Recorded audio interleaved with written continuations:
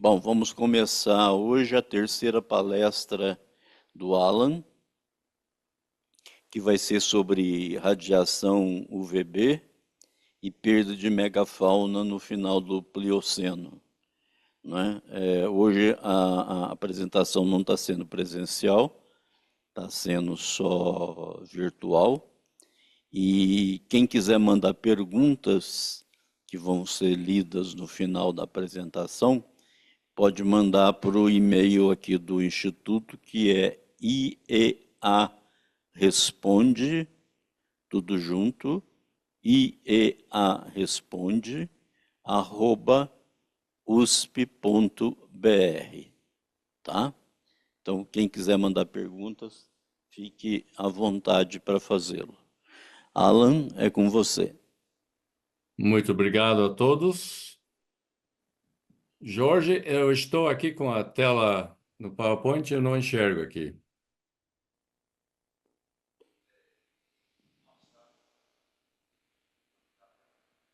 Vamos ver.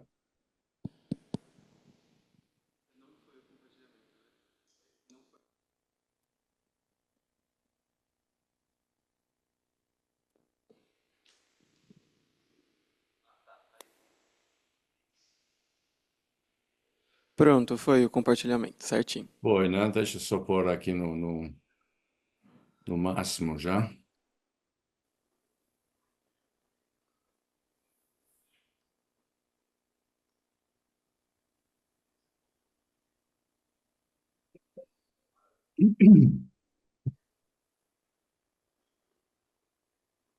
Bom, eu vou passar para o primeiro slide. Eu queria primeiro falar um pouco sobre um tema assim, que foi levantado no workshop do mês passado, em que a gente demonstrou que existe perdas de massa atmosférica durante reversões magnéticas devido a um processo solar, especificamente extremo, durante campo magnético baixo, e que isso tem uma correlação com as reversões magnéticas. Aí foi levantado pelo professor Trindade, com toda razão, que o tempo, na realidade, de reversão magnética é bastante curta, né? Pode ser questão de centenas de anos e não milhares de anos. Aí temos coisas aqui que estão incomodando aqui. Mas o que nós queríamos dizer era que o tempo de vulnerabilidade da atmosfera é bem maior que o tempo de reversão magnética. Ou seja, o campo magnético cai, né, fica mínimo, né, antes da reversão, ou seja, quando o Polo Norte, né, troca de lugar com o Polo Sul, digamos, né? E isso aqui é um registro assim da última grande reversão, que é Matoyama-Brunhes transição, em que nós temos aqui a indicação da intensidade magnética através da formação cosmogênica de berílio, isótopos de berílio. E aí dá para ver que o tempo de reversão, né, é bastante rápida. Eu vou pôr a flechinha aqui para vocês verem, né? Essa aqui, a reversão em si, é rápido. Mas a intensidade magnética, né, cai bastante e fica baixo, né, mais ou menos de 760 até 700 e pelo menos 75, uns 15 mil anos. Então, o que deixamos de deixar bem claro no workshop era esse tempo de vulnerabilidade, né, é bem maior do que o próprio tempo de reversão. A reversão é um marcador, como se fosse um spike de ouro, né, do evento em si, mas essa vulnerabilidade é bem maior. E aí acontecem três coisas. A primeira coisa é que se houverem bastante um número grande de eventos extremos solares, nós podemos ter uma pequena perda de massa atmosférica, que ao longo do tempo, ao longo de 15 mil anos, isso vai somando, porque um evento extremo acontece, em média, a cada 100 a 150 anos. A segunda coisa que acontece é que aumenta bastante a radiação cósmica, né? O que é a radiação cósmica? Isso vem do Sol e também vem lá do espaço, vai lá das explosões, assim, supernovas, etc., etc. E são partículas, algumas partículas bastante pesadas, né? Tipo carbono, nitrogênio, oxigênio, enxofre, que são ionizados positivamente e viajam quase na velocidade da luz e batem na atmosfera e provocando reações em cadeia, né? Reações químicas em cadeia. E esses produtos, subprodutos, entre os quais o carbono 14 e o berílio, né? 11, são focos de formação de nuvens. Então, isso foi examinado especificamente pela Kitaba, na Baía de Tóquio, e justamente neste evento aqui. E com o aumento da nebulosidade, existe um resfriamento, né, que dura uns 300 a 400 anos. E é significativo. É questão de 4 a 5 graus. Isso provoca uma redução de evaporação, né? E, por consequência, um aumento de aridez, como a gente vai ver depois. E o terceiro fator, que também a gente vai ver, é que durante um período de baixo campo magnético, há um aumento de radiação UVB. Isso também provocado por mudanças na camada de ozônio. Então, a gente vai ver um pouquinho mais para baixo como que isso funciona. Então, para nós, assim, no final do Plioceno, o que interessa mais é como se comportou o campo magnético durante esse período, assim, de vários eventos, né, magnéticos. Tem um treco aqui que eu não consigo ficar livre, mas enfim. Isso parece essa barra aqui ou não? Só parece para mim. Não, Jorge não tem resposta. Aí, dentre o 2 milhões e 100 mil anos e 2 milhões e 800 mil anos, nós temos aqui várias, né, medições de vários sítios, desde o Caribe, o Pacífico, o Atlântico Norte, né, por diversos pesquisadores. E aí nós podemos verificar nessas linhas laranjas que o tempo em que o campo está abaixo dessa linha aqui é o tempo em que, teoricamente, nós estamos com mais risco de perda atmosférica, né, e outros efeitos também. E somando, através da escala de tempo, a gente pode ver que em torno de 100 mil anos, ou seja, durante menos que 1 milhão de anos, né, em torno de 100 mil anos, foi né, um período assim, em que houve, né, baixa proteção à atmosfera e baixa proteção, né, à superfície da Terra.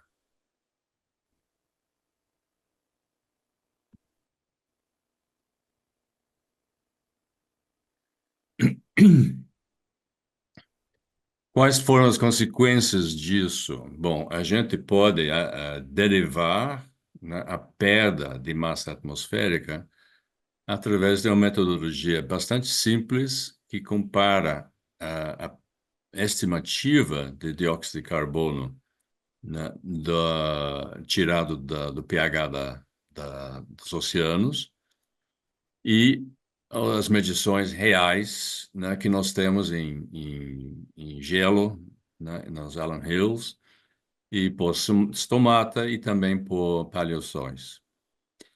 Então, ao longo do tempo, né, de uns 3,5 milhões de anos até praticamente o presente, né, o valor de dióxido de carbono foi mais ou menos padrão na atmosfera, né?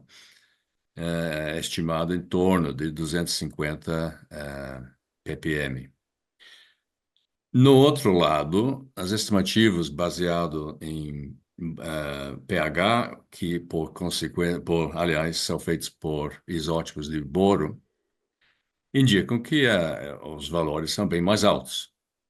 Então, se um valor, né, é mais alto que o outro, né, a única diferença entre os dois valores é a pressão atmosférica. Isso é a lei de Henry, é física básica, e indica que houve uma perda, né, desde 3 milhões de anos atrás, na faixa de 1,3 ou 1,2 bar, ou seja, 20% a 30% a mais de atmosfera, e isso foi perdido.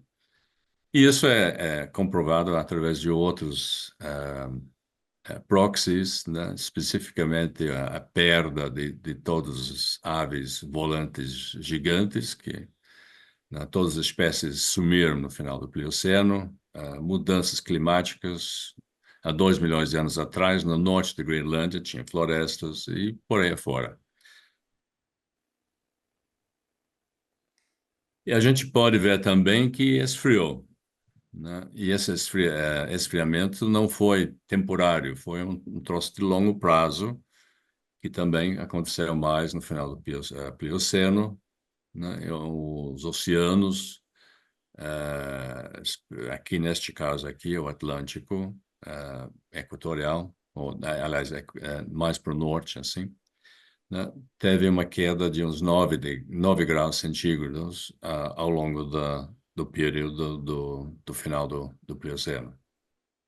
Isso se fosse, né, usando chama-se lapse rate, né, que aí quando se sobe, né, por exemplo, lá da beira-mar aqui, do Paraná para Curitiba, que é 1.000 metros, né, fica uma temperatura, uma queda de temperatura de uns 6 graus, que isso é devido à mudança da pressão atmosférica.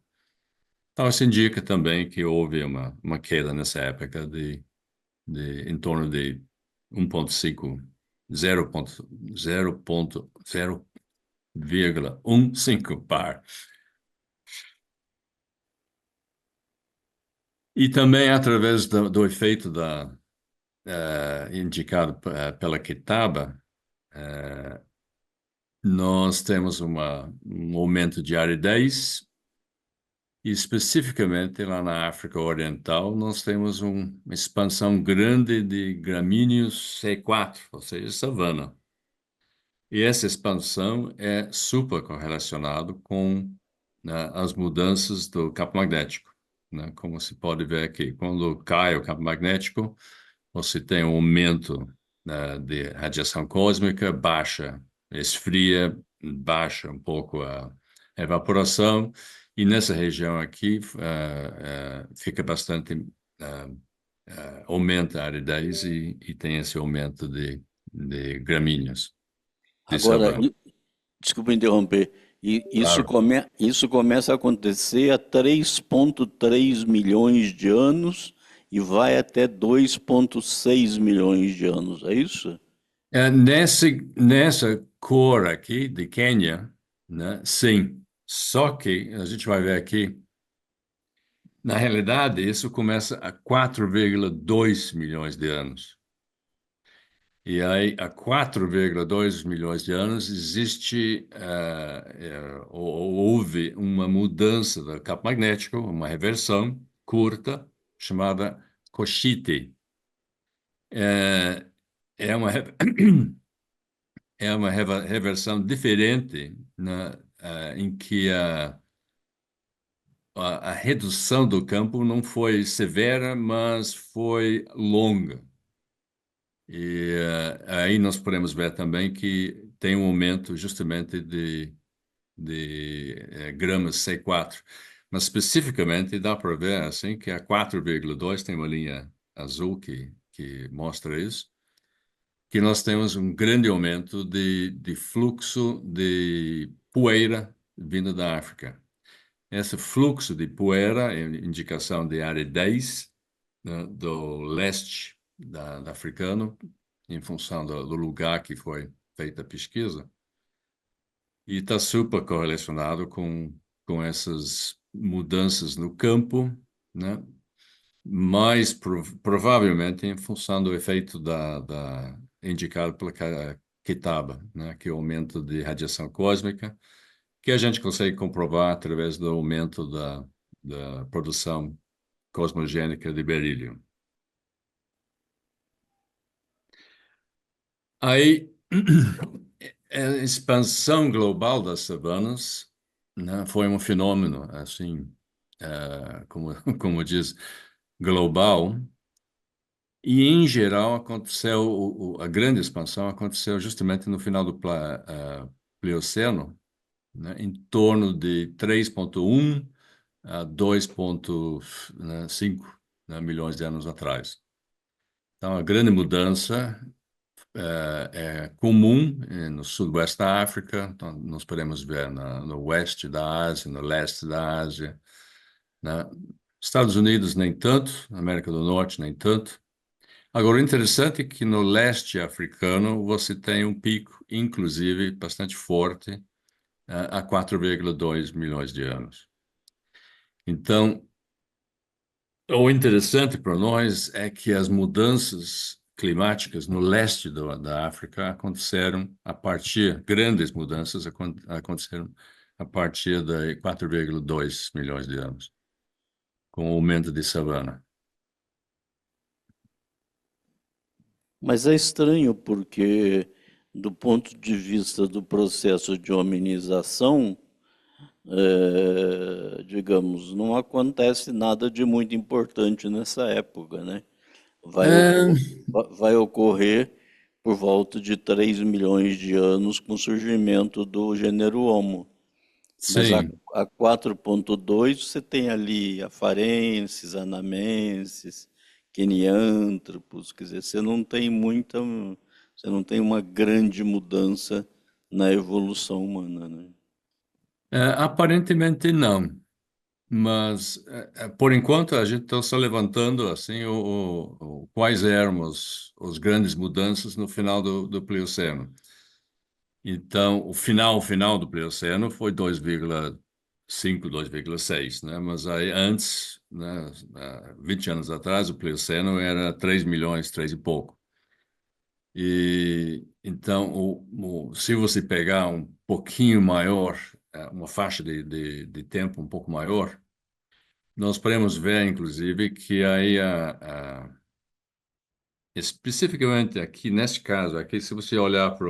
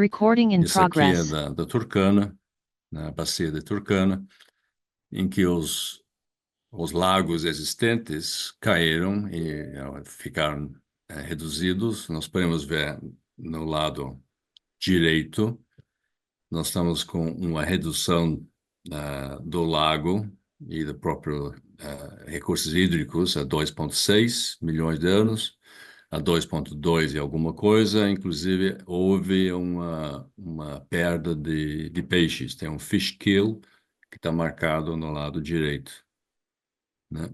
E aí, olhando um pouquinho mais para baixo, nós estamos aí com outra, né, evento em que houve uma perda, né, uma redução grande do tamanho do lago, que coincide também com o início da reversão mamute, que foi um dos grandes.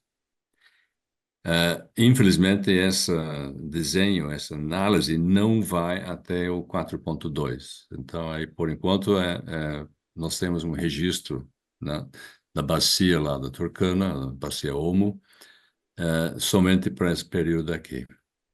Mas houve assim, grandes mudanças em termos de aridez. E o título lá do Bois Edal 2024 é que isso é disponibilidade de água, né? E também de recursos de água doce, né? E esse recurso de água doce é de grande importância, pelo menos a gente pode indicar que foi. E justamente isso, né? Nós sabemos, através desse trabalho aqui, que essa aqui é a citação original, que no final do Plioceno, na bacia da Turkana, existem evidências claras que houve um sistema de água doce, ou seja, a água era potável e suficientemente doce para as moluscos, né, mariscos, desses três tipos aí que estão indicados. E são presentes também na Lomekwi, que é onde nós temos as ferramentas mais antigas, ou pelo menos indicação de 3,3 milhões de anos, né? E aí também Etérea, que é um tipo de ostra, também é visto a 3,3 em outros lugares, né? No Lower Lomekwi. E o lago Palio Waru, né, também existem mariscos de Loqueia. Agora, o pico de redução do Lago Turkana se deu quando, Alan? São vários picos, na realidade. Assim, o máximo eu não peguei, não, mas deve ser em torno de 2,2, porque aí houve uma mortalidade dos peixes. Mudou assim, a química da água e fica complicado, né? Então, se toda a peixarada morreu, então nós estamos com uma falta de recursos, né? De água e de recursos marinhos. Marinhos não, recursos de água doce. Esses gastropódios e mariscos são comestíveis. Aí existem hotspots de diversidade de mariscos, né, na África. Nós podemos ver aqui o rapaz lá do Lago Vitória tá comendo um tipo de marisco, né, tipo de mussels, eu não sei como que chama isso aí. Mas o mais interessante é que se você olhar na tabela, né, sobre número de espécies, né, fica bem clara que o maior número de espécies, dos quais 65 são endêmicas, fica no Lago Tanganyika, que é um lago bastante fundo e então sempre existia durante muito tempo. O Lago Vitória não existia até meio milhão de anos atrás, mas também tem bastante, né? Dos quais também 12 espécies, né? Mas endêmicas, né? Porque tinha uma ligação com a Tanganyika. Malawi também, né? Tem bastante espécies endêmicas, 27, dos 27 tem 17 que são só de Lago Malawi. E aí tem os outros, o Chad, etc, tal, né? É curioso que tem alguns lagos, né? Aqui é o Muero e o Edward, que também são aparentemente de longa data, né? Ou seja, existiam durante bastante tempo, através do número também de espécies endêmicas, que são bastante mais alto, por exemplo, do que a tucana, que só tem um. Então, indicando que a turcana teve uma turnover de espécies de mariscos bastante grande.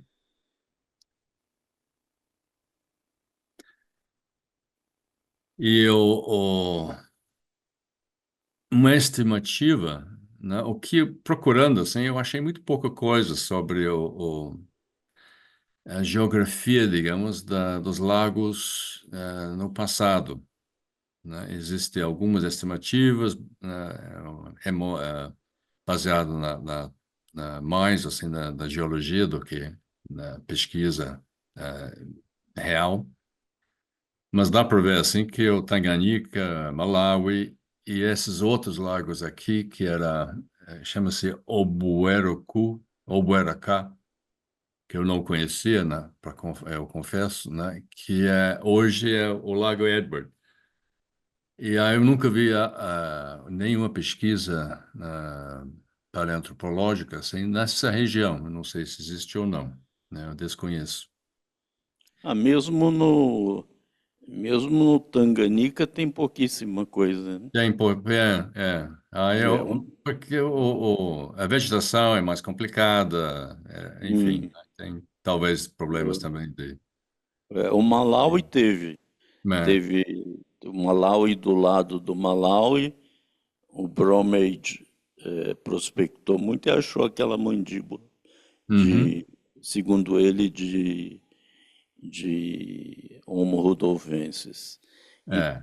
na margem direita, os portugueses que nós queríamos trabalhar, que dá para Moçambique, nós queríamos trabalhar, mas os portugueses não deixaram, porque eles já tinham dominado todas as possibilidades em Moçambique. É. Então, mas também não acharam nada. Procuraram e não acharam nada. Não acharam Mas o, nada, não. mas o Tanganica seria muito interessante É, é, de procurar. E esse outro que você comentou agora, como é que é o nome? o Lago Edward. Lago Edward. Fica É. onde? Ele é o que sobrou lá da Albueracu, né? Mas é grande, é um lago grande, é alto. Mas é Quênia, é? Hoje eu estou achando que é a fronteira de Quênia com Uganda. Ele faz Ah, parte tá. da fronteira. Eu teria que checar um pouco melhor. É, eu fiquei bastante interessado em ver que nessa reconstrução existe um lago, Turacha, há 4 milhões de anos atrás. E esse lago aqui é ao lado do Tongan Hills. Então, aí nós temos aqui uma coisa que eu desconheci, aliás, até montar essa PowerPoint. Eu desconhecia que havia um lago, né, junto com o Tongan Hills, onde nós temos o Aurora Tonganensis, né, de 6 milhões de anos atrás. Então, Você não é tem. bem assim a mesma época, mas aparentemente essa ligação de alguns tipos de homo com lagos aparentemente é É. antiga. Eu achei Agora, então tem um lago associado a Tugen Hills? sim. Aí, se você É? olhar na figura A, existe aí escrito lá Paleolago Turacha. E aí eu Altura. coloquei estrelinha. Essa estrelinha aqui é o Tongan Hills, Ah, tá. ok? Mas é um paleolago, não existe mais. Não existe mais. Tá. É Então, isso seria essa coisa de ficar procurando paleolagos na África seria fantástico, porque eu acho que tem, não é da minha área, por exemplo, mas aí eu diria que isso aqui é um vetor assim bastante interessante que até agora o pessoal não estudou. É muito pouca coisa sobre isso, né? E a não, maneira todo é, mundo se concentrou no Turkana. no Turkana, É, na Bacia pois do é, Omo, né? E, exato. e, e tem outras coisas. Esse aqui é de 2018, né? Que é um geólogo, o Ring, né?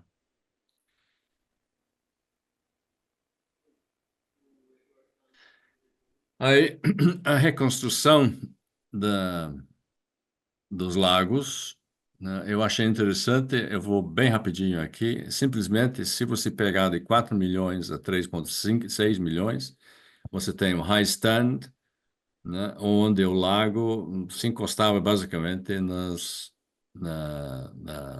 terras altas. Então, a água era boa, ligeiramente salgada, né? Você tem bastante pedra, né, que a água está encostando nas pedras, né? O lago é suficiente para você ter onda, então esse é um ambiente ideal para achar mariscos que vivem junto, assim, à beira do lago.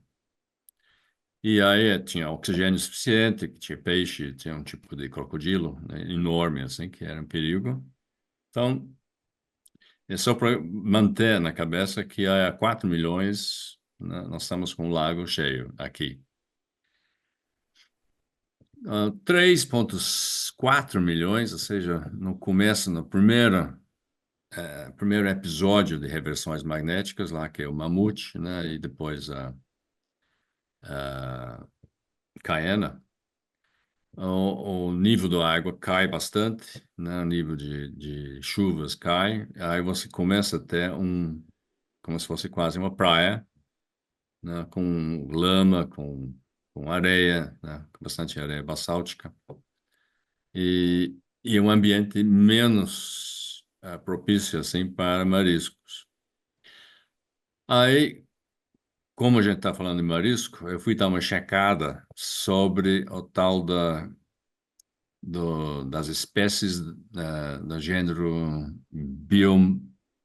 Biomfalaria. Biomfalaria são esse caramujinho que tem aquático, que tem aqui uma foto.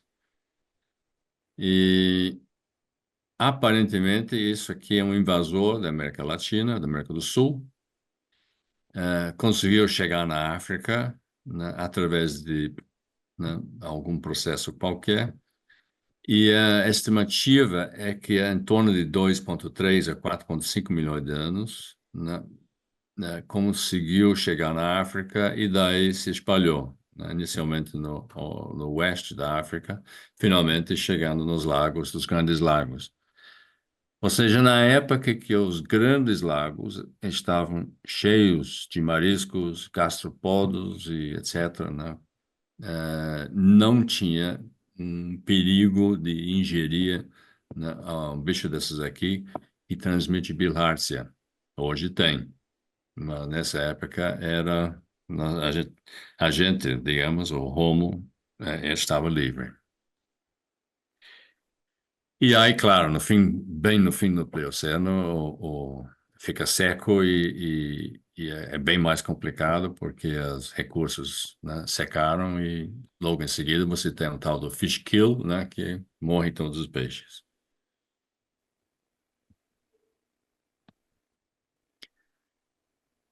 Agora, mudando de saco um pouco para mala, o terceiro coisa que acontece, né, quando nós temos aqui um campo magnético baixo é que um grande evento solar, né, normalmente são chamados hoje de SPE, né, que é um Solar Proton Event, mas vamos dizer simplesmente que é uma explosão solar e que provoca um aumento violento de ultravioleta extremo, UV, e também de próton, bilhões de toneladas de massa de íons carregados. Isso, quando bate na atmosfera, provoca aqueles problemas que nós falamos já sobre perda, né, de massa, etc., etc. Mas o outro efeito é que mexe com a química da ionosfera e a estratosfera, e existe uma grande redução da coluna de ozônio. Ozônio não é uma camada, é uma coluna, né? E é um bloqueador natural de radiação ultravioleta do tipo B, que é uma radiação que provoca danos, né? Danos ao DNA, danos ao corpo, etc., né? E existe também uma forte correlação entre múltiplas reversões e incidência de deformações de UVB. Aí nós temos aqui em pólen, nós temos aqui até em baratas, né? No final do Triássico. Nós temos em todos os tipos de cocolitos, né? Que também no começo do Triássico, ou todos, né? Que têm proteção de calcite, né? Com exceção de uma das 15 espécies, né? Os outros 14 se desenvolveram justamente nessa época de aumento de UVB. E junto com proteção, escamas, né, penas, etc. E aí, isso era meio desconhecido, né? Porque, em tese, a UVB não é relacionado ao campo magnético. Mas aí o processo foi, né, pelo menos, elucidado por Arsenovic e o colega nosso é o Zoskin, lá na Finlândia. E aí as simulações deles mostram assim, que se você tem um campo magnético razoável, como nós temos hoje, os efeitos são mínimos. Isso no lado esquerdo do gráfico, né? Se você não tem campo magnético, daí ai de nós, né? Porque os aumentos de radiação são 200, 300%. E isso seria muito danoso, né? Como nós já vimos nos pólen deformado, nos cucarachas deformados, etc.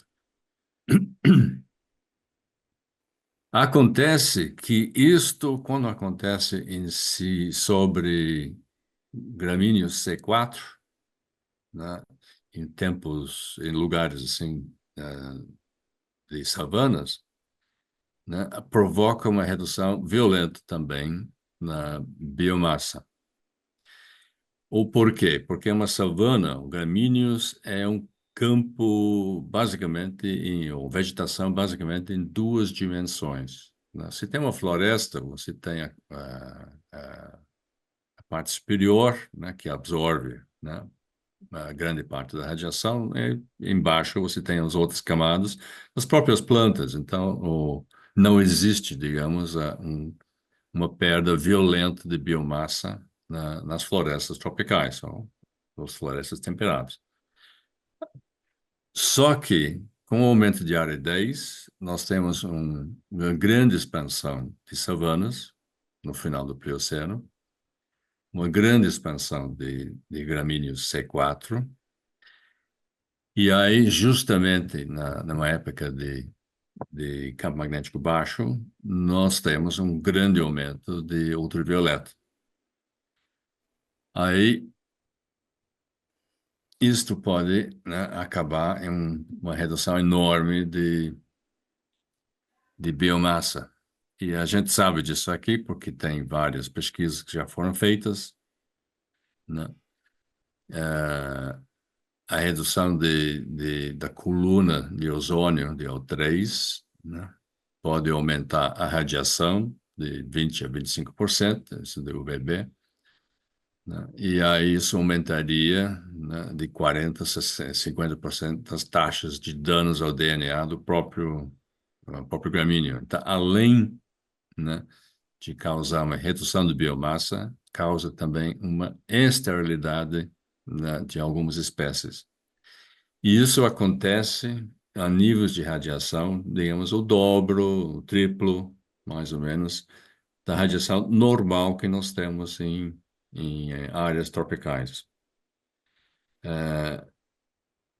Aí o problema disso é que, de repente, você tem uma savana, né, acontece um evento solar, que acontece em cada 150, 100 anos, mas vamos dizer, um evento bastante forte, né, que coincide com a produção, a produtividade, a germinação das plantas, a fase de crescimento, pimba, aí você já tem um aumento de aridez maior, né, uma perda violenta de biomassa.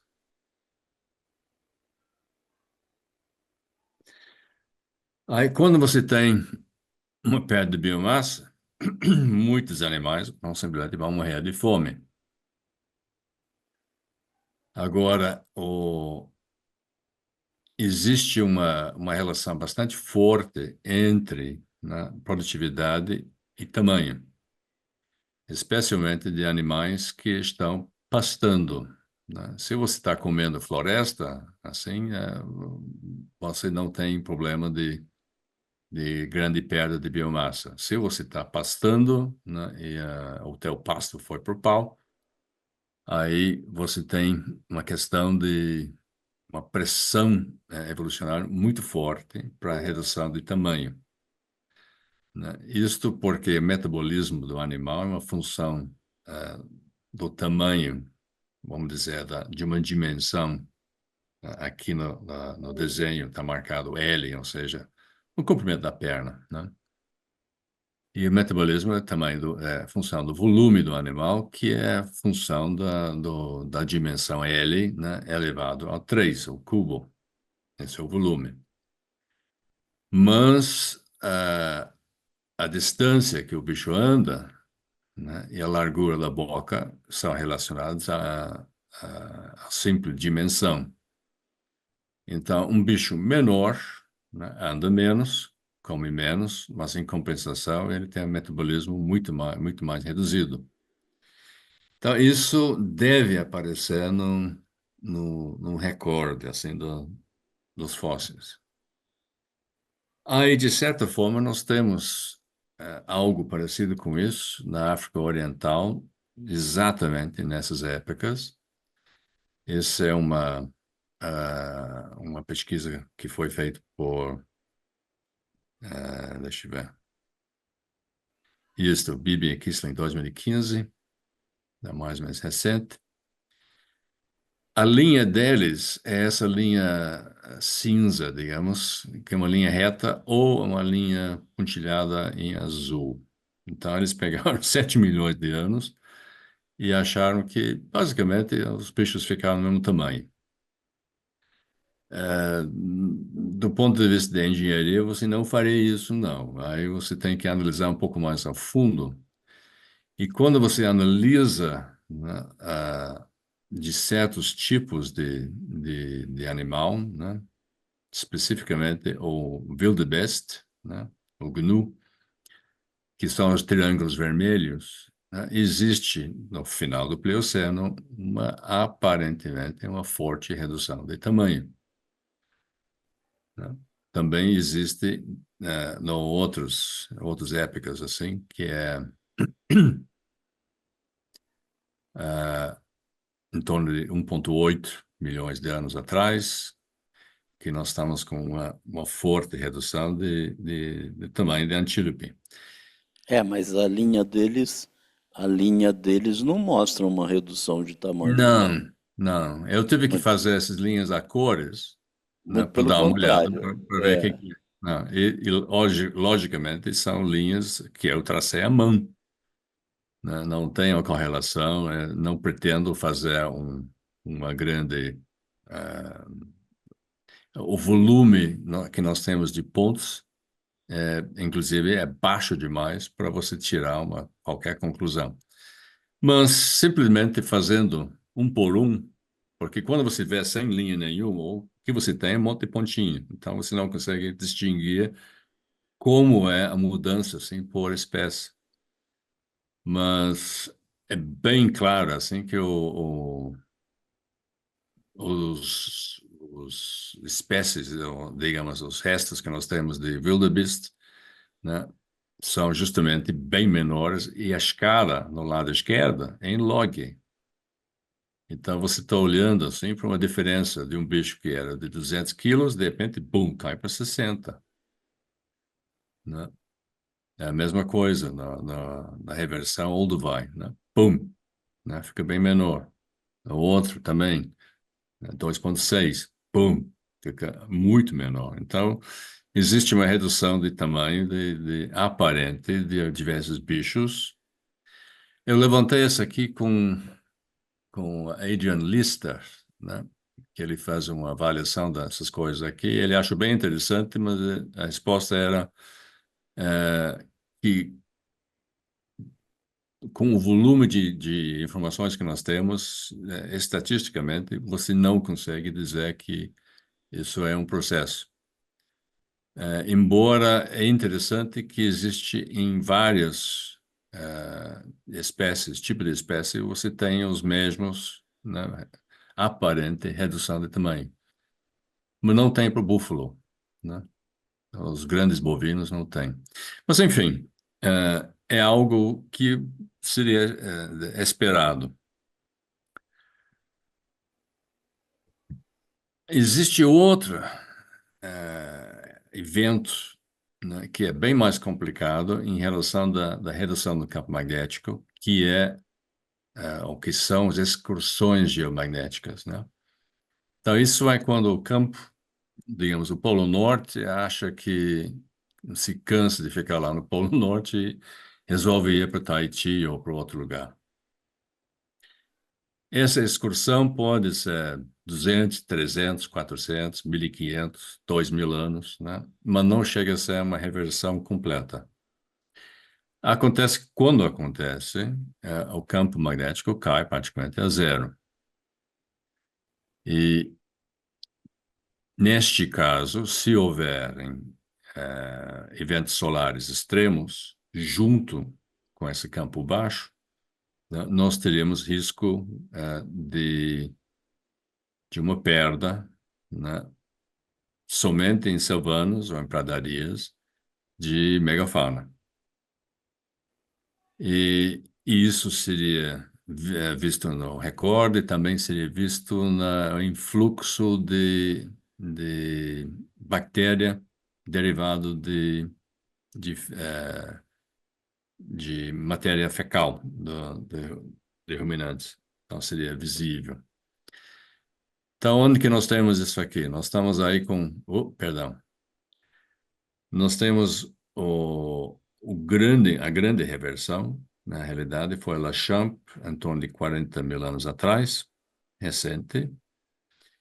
O campo caiu durante 1.500 anos, a quase zero, né? E nós sabemos que houve pelo menos 9, né, eventos solares, porque nós temos 9 picos de produção de berílio. Então, que é mais ou menos um evento grande a cada 150 anos, que bate com as previsões. Também nós temos uma série de excursões que acontecem em torno de 10 mil anos atrás, 12 a 10 mil, né, que são as reversões ligadas à excursão de Gotemburgo e que também estão ligados ao Younger Dryas, né, que é um processo de esfriamento. E como já vimos, que isso seria de se esperar, né, devido a mudanças também de cobertura, né, de nuvens e de albedo. E aí, coincidentemente, existe, junto com isso aqui, existe uma série de eventos, né, de extinção, especificamente na Austrália, alguns na América do Norte, né, e também nas Pampas. E tudo isso aqui é atribuído a seres humanos, né? Ou seja, foi overkill, né? A gente foi lá com as nossas lanças e matamos todos os mamutes, todos os cavalos, etc, etc. Isso é ridículo.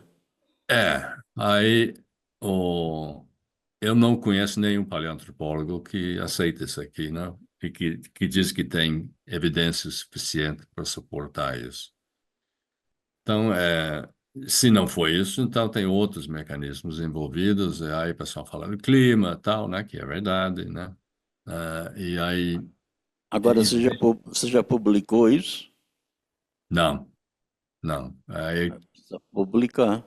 isso aqui faz parte digamos, aqueles projetos que nós fizemos um esboço, né? Esse seria um dos, né? Que eu preciso de mais informações e mais trabalho sobre isso.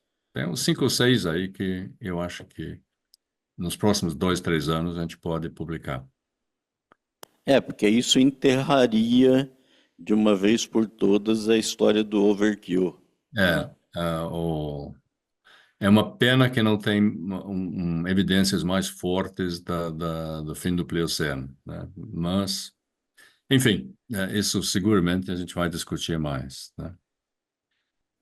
Ah, na teoria, né, se houver uma redução de gramíneos, e olha, a gente está falando de bichos que viviam nas padarias e savanas. Eu não conheço histórias de extinção de megafauna na Ásia, nas florestas tropicais, na Amazônia, na África Central, né?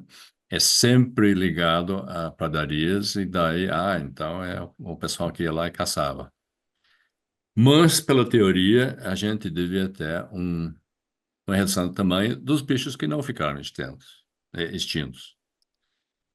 E aí, vamos ver aqui o bisonte, né? Já que todo mundo acha que a gente comeu um bisonte por dia, então vamos lá. Há 40 mil anos atrás, eu coloquei uma flechinha azul para indicar que o bisonte, justamente na época da Lachamp, era bem menor de tamanho. Também essa escala aqui é log, né? E o bicho tem uns 600 quilos, né? É, logo em seguida, você já tem bichos bem maiores, bisontes bem maiores, né? E isso é a mesma espécie. O bisonte, esqueci o nome completo, mas Antiquus. Antiquus. E aí, no final da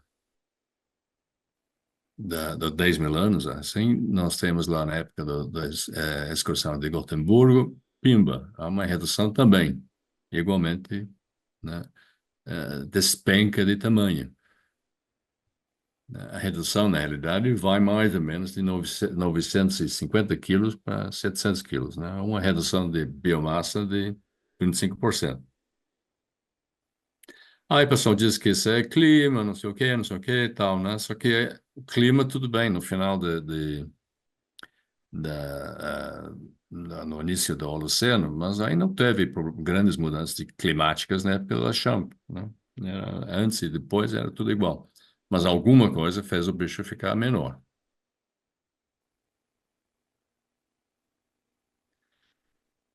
Mesma coisa com o carneiro, né?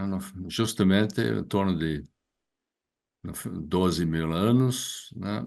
Fica extinto o grande, e aí tem uma nova espécie, né? Que é 31% menor. O cavalo Equus, isso o cavalo na América do Norte. Então, é conhecido, aí sim, existem bastante exemplos, né, que houve uma redução de tamanho, né, entre 35 mil, né, e a 12 mil, onde aparentemente o cavalo ficou extinto na América do Norte. Mas, se você olhar, por exemplo, um exemplo de 43 mil anos atrás, né, mais ou menos, esse é o radiocarbono antes do presente, então, mais ou menos calibrado, seria em torno de 43, né? O valor é bem menor. Aumenta de tamanho, não é uma curva, ele vai caindo assim por degrau, justamente no final do Gotemburgo, os bichos são bem menores, né? Isso em função do comprimento da metacarpa. E sem entrar em detalhes, assim, tem a mesma coisa no Oriente Médio para gazelas, para o carneiro selvagem, para o bois primigênios, que é o auroch, né? Que todos ficaram menores justamente em torno de 10 mil anos atrás. Eram maiores e, pum, ficaram menores. Exceção, Suscrofa, né, que Suscrofa é um bicho que come de tudo, não pasta e não mudam de tamanho.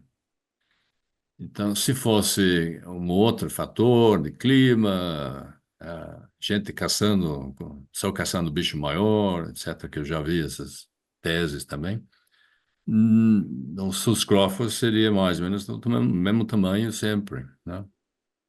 Também sofreria, desculpe, uma redução de tamanho, só que não é. O homem não mudou e o porco também.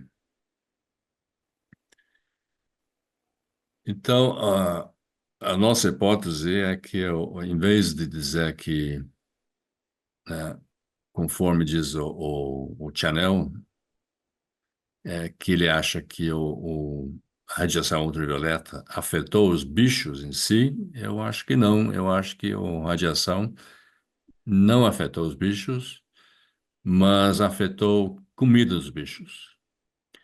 E que isso provocou a redução do tamanho, isso provocou algumas extinções, e isso já é comum, e não houve perda de megafauna nas florestas, né, que basicamente tem uma biomassa de 3 dimensões e não 2 dimensões. Nós temos aqui no desenho, né, tem o desenho D, mostra a produtividade de berílio, né, aí dá para ver que tem diversos picos ao longo do ciclo da redução do chão, da excursão ao chão, e que, né, a frequência em torno de 150 anos, ou seja, nós temos várias indicações. E o mais curioso, né, pelo menos para mim, é que é mais complicado, é que junto com isso nós temos um aumento de cosmogênico do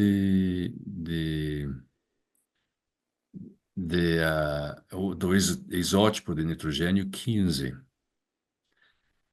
Isso é devido a um processo químico que também está esboçado lá no Zoskin, na trabalho de Zoskin, deste ano, de maio. E então, durante uma excursão, existe um aumento do nível do isótipo 15 de nitrogênio por tudo. E é significativo. Acontece que isso entra na cadeia alimentar direto, né? É precipitado rapidamente e entra na cadeia alimentar, e daí todos os bichos que comem bichos, né, dessa época apresentam aumentos do isótipo 15 nitrogênio. Isso tem provocado um monte de especulação sobre dieta, especificamente dos homens iniciais, dos neandertais, ursos de caverna, rena, etc., etc.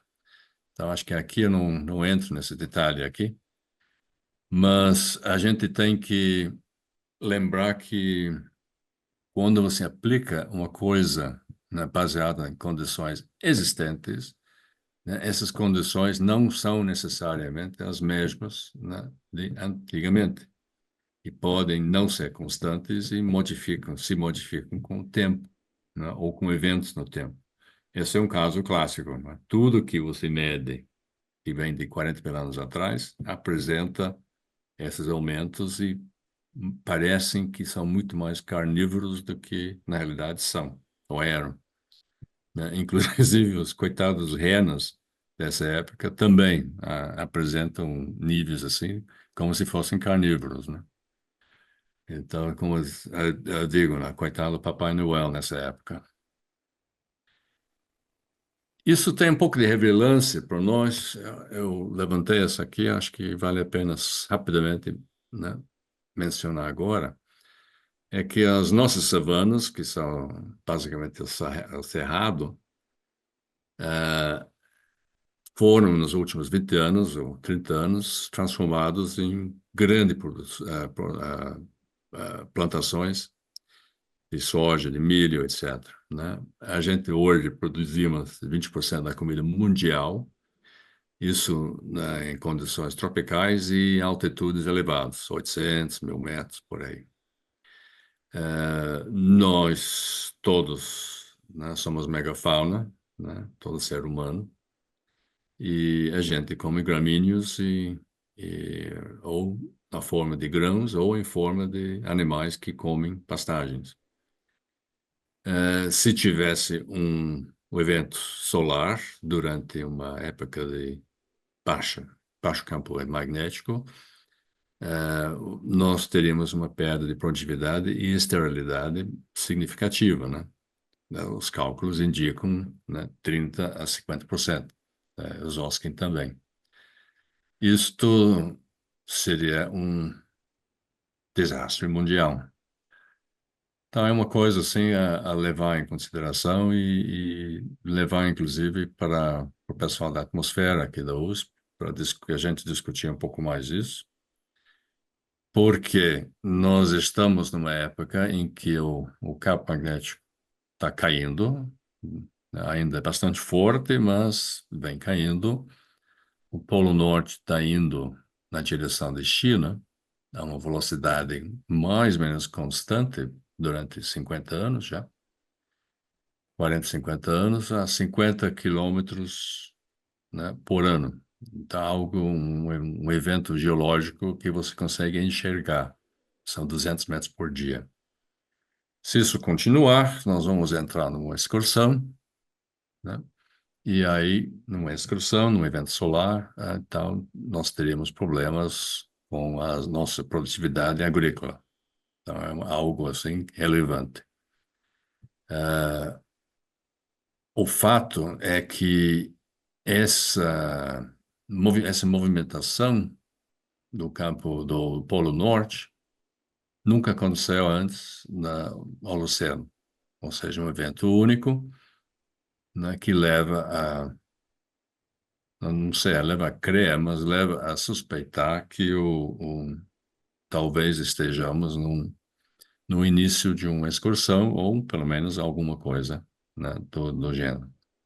Ok? Isso tem que ser É, publicado, isso tem que ser publicado com urgência urgentíssima, Alan. eu entrei em contato com o Edmilson e tem mais, esqueci o nome do pessoal, que aliás é amigo de um amigo nosso. E nós marcamos para ter uma conversa, eh, porque o objetivo é levantar, discutir um pouco mais com o pessoal que é do ramo e deixar isso como um adendo, na conclusão do trabalho que nós falamos sobre as excursões e as extensões.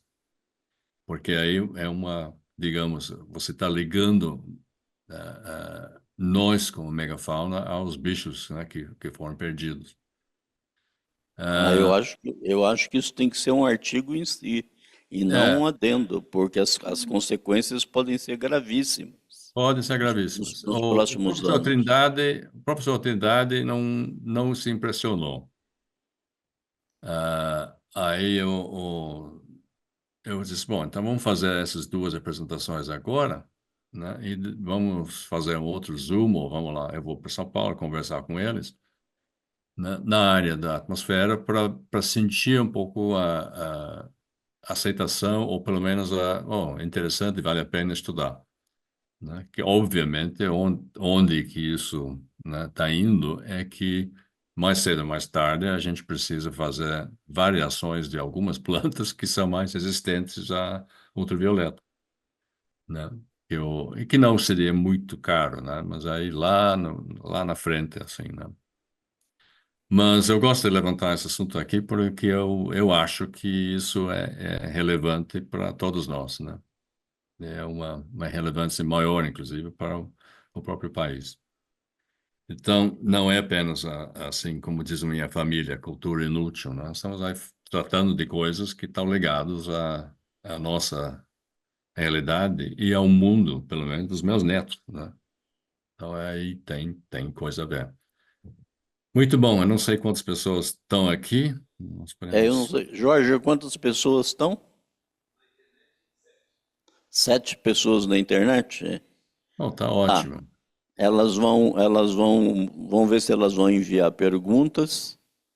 Então temos que esperar um pouquinho Claro, para ver claro. se tem pergunta. Vocês têm Uhum. alguma pergunta?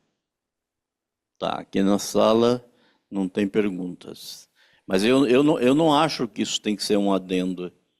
Eu acho que isso tem que sair um artigo urgente e depois passar isso para a mídia, fazer um bom trabalho de dispersão disso pela mídia, você entendeu? É, deixa eu só ver quem é a pessoa, né? Eu apresentei essas coisas aqui naquele workshop do mês passado e foi interessante porque estava todo mundo falando sobre dióxido de carbono, etc. Tal, né? Aí eu vi que o Edmilson, ele ficou bastante interessado.